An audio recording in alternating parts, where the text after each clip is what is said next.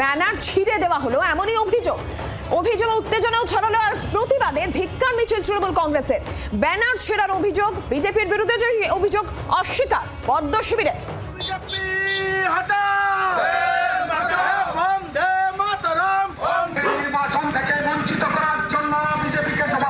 কিরণ মান্না রয়েছেন টেলিফোন লাইনের প্রতিনিধি। কিরণ, ঠিক কি অভিযোগ করছে তৃণমূল কংগ্রেস, কি ঘটেছে? দেখো, কয়েকদিন আগে রাজ্য সরকারের লক্ষ্মী ভান্ডার প্রকল্প মুখ্যমন্ত্রী মমতা বন্দ্যোপাধ্যায়ের ছবি সহ সেই লক্ষ্মী ভান্ডার প্রকল্পের প্রচারের একটি ব্যানার লাগিয়েছিল। শুধু বীরবন্দর বাজার নয়, বিভিন্ন এলাকায় লাগিয়েছিল।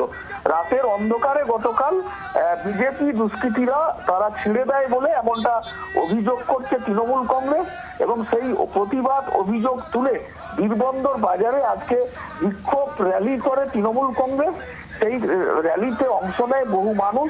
এই ঘটনাকে ঘিরে যথেষ্ট রাজনৈতিক উত্তেজনা ছড়িয়েছে। খেজুরি বিধানসভা কেন্দ্রটি যেহেতু বিজেপির দখলে, এই এলাকায় তৃণমূল যে প্রভাবশালী পরপর হচ্ছে, তার এইটাই হচ্ছে ব্যানার ছেঁড়াটাই হচ্ছে তার প্রধান কারণ, এমনটাই তৃণমূল কংগ্রেসের পক্ষে দাবি করা হচ্ছে।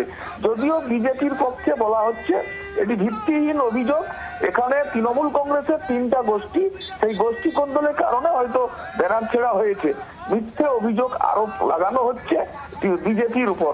রাজনৈতিক জায়গা পাওয়ার জন্য এই ধরনের অভিযোগও করছে তৃণমূল কংগ্রেস, এমনটা বিজেপির পক্ষ থেকে দাবি তোলা। ধন্যবাদ। বাংলার আওয়াজ, বাঙালির আবেগ, জি 24 ঘন্টা।